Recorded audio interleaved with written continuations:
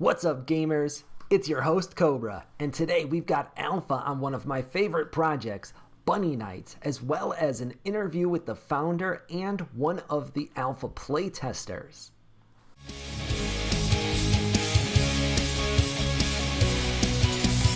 Bunny Nights is actually based on the Tezos blockchain, which is a little bit different than most of you are probably used to. And so for that reason, I have included several links below, including videos on how to set up either a Kukai or Temple wallet to use on the blockchain, as well as how to fund those wallets so that you can be ready for the Gen2 Bunny Nights drop next week.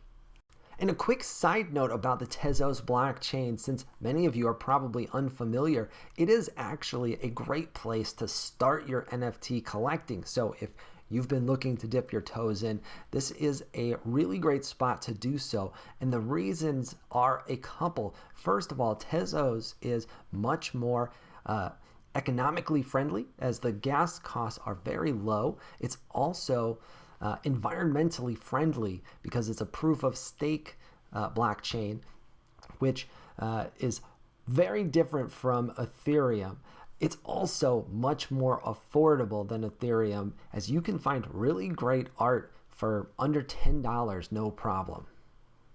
Couple of notes about the projects before we jump into the interview with Bunny Nights himself. And the first note is calling out that I am referring to him as Bunny Nights instead of a given name, and that's because he is still anonymous, which is not ideal in this space. However, it is a reality we regularly deal with, and in this case, I am comfortable recommending this project anyways, simply because it's not new, and I've been following it for a long time.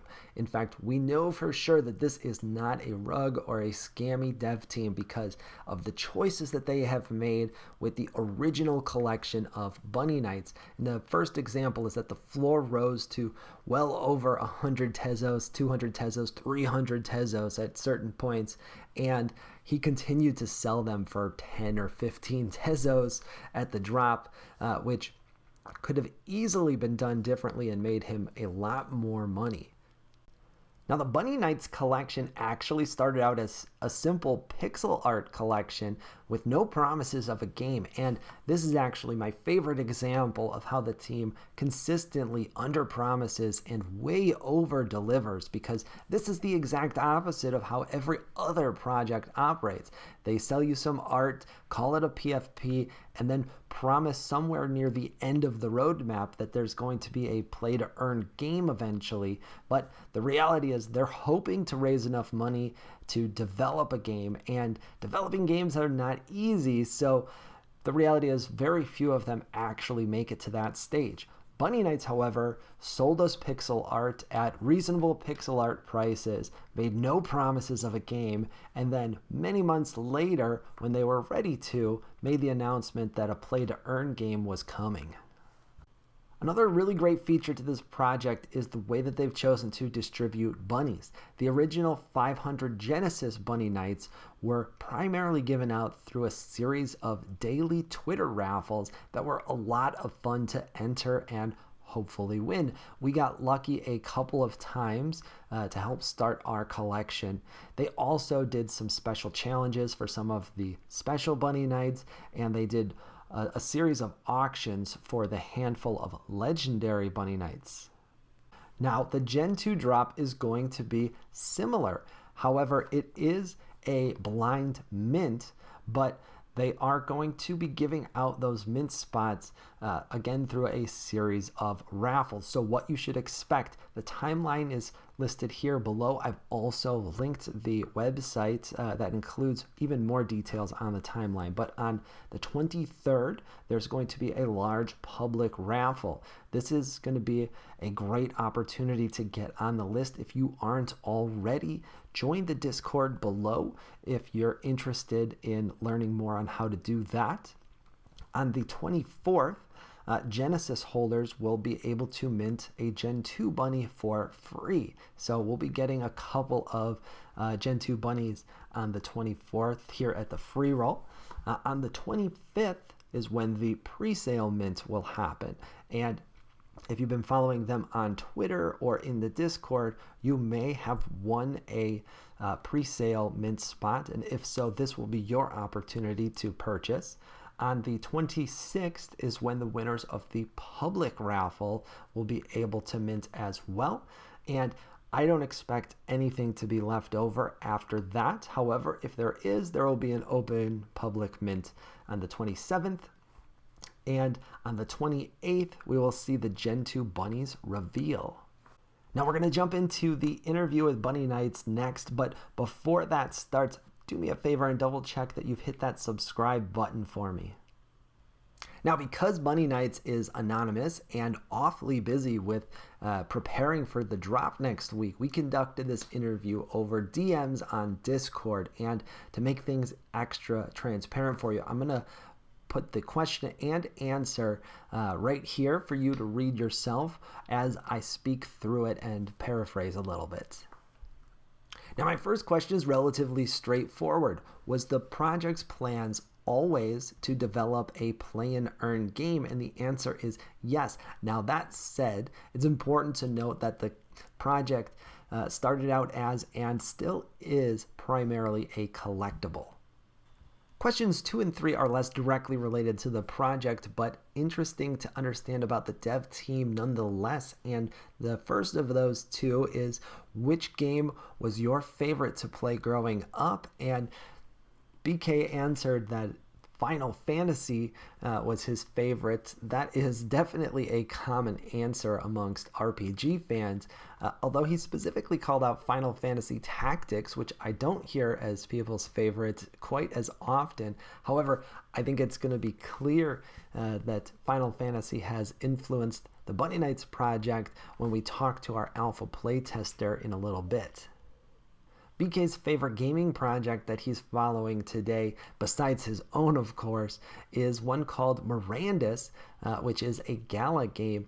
We haven't been paying very close attention to Gala games here on this channel simply because there's just too much to cover right now, but that's an interesting one, and if Bunny Knights is interested, I'm going to take another look. Now, as long-time viewers of the channel know, I love to be a part of alpha and beta playtesting, and we're not doing that for Bunny Knights just yet, but there's a specific reason for it, which led to question number 4. When are we going to see alpha playtesting for mages and shamans? Because those are the two types of Genesis bunnies that I own and would be able to playtest with. The answer is not surprising. The magic users are a little bit more complicated than, say, a simple archer or swordsman, and therefore not quite ready to test yet. It'll likely be one of the later things added to the alpha playtest. Question 5 is really important because the Genesis bunnies are currently over $1,200 on the secondary market, and that is the only way to get your hands on one. The Gen 2 bunnies are going to be minted for 17 Tezos each, which is far more reasonable at about $4 per Tezos today, and that is definitely the recommended path to getting into the project. However, it's important to know how many bunnies you're going to need, and the answer here is that just one bunny will allow you to play the game, which is great because that keeps the barrier of entry relatively low. However, it's important to call out that there is going to be lots of different game modes developed, and it will definitely be in your benefit to have a larger roster of Bunny Knights. And so for that reason, I'm going to try and get my hands on at least half a dozen or so.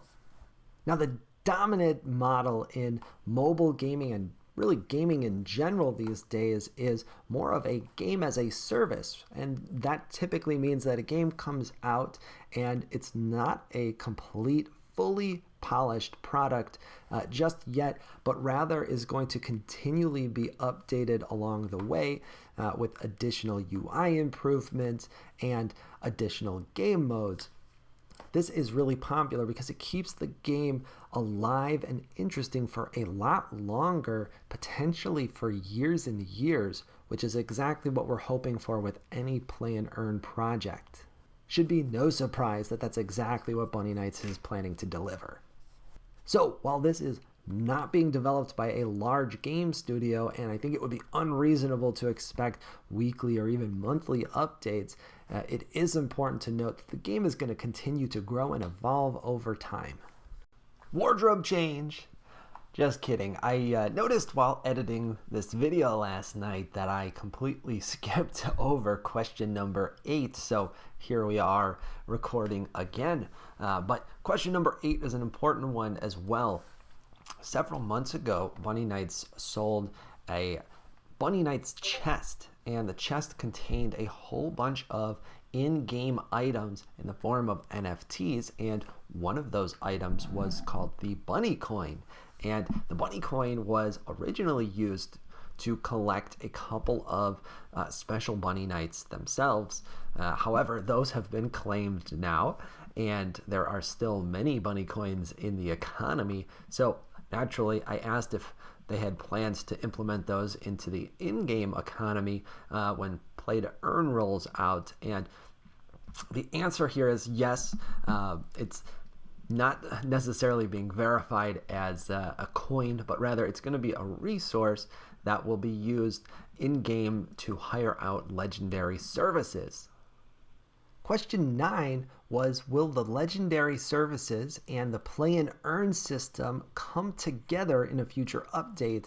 And I asked this question because there are 13 legendary bunnies that are actually utility NFTs that offer services in game. So this will be where you will go to do things like craft a new weapon or create a new potion. And because play and earn gaming is relatively new to the Tezos blockchain, and Bunny Nights is the only Tezos project in our core portfolio, I wanted to know a little bit about what he felt like pioneering a game on Tezos itself, and he calls out many of the benefits that we have recognized here on the channel, as well as the reasons why Tezos has a lot of potential to grow as a platform via play and earn gaming. So I set up an interview with one of the alpha playtesters who goes by the name of Buttchin. Great dude. We had a really interesting conversation. Unfortunately, I messed up the audio portion of the recording, and that's going to be unavailable today. However, he did provide us with several screenshots, and so I'm going to tell you a little bit about what I learned about the alpha playtest so far, so that you have an idea of what this game looks like and why I'm so excited for this drop. Behind me is a screenshot of the login for the game, and this gives you a good idea of the art that you'll see in game. And I'm told that this included some very cool intro music as you're logging in, which is a nice detail, especially to see at this point in development. Here's a look at the game room lobby. Now, there's only a handful of players in the playtest so far. I think no more than a dozen at this point. So not a ton of activity in there just yet. However, this is where you'll create a room and then another player can join in, or you can find one that is ready to go that you can join as well. And so this is where you'll find other players to battle with. So let's jump into an actual battle, and here is a screenshot from an active battle that Buttchin provided for us. And right away, you're going to notice some things that are awfully exciting. It is clear from the screenshot alone that the battle system is not a simple turn-based RPG like I certainly was assuming we were going to get. Now, that's not a dig on turn-based. I love that format. However, it's tired and a little bit simple, and this is much more interesting. Instead, what we have here is a 3x5 grid where your characters can actually move around, and the battle is taking place in real time. However, your actions are limited by cooldowns and stamina bars. So you see in the bottom left, there's an HP bar. That's your health, of course. There's an MP bar. That's typically mana, which is used for magic and special abilities. None of the characters in the alpha playtest today have any use for mana, so That will be likely used by the more magical users later on. And then the green bar at the bottom is your stamina. This determines how many moves you can make and how much you can move around on the screen. You'll notice then on the right, there are a bunch of icons. A few of them are locked.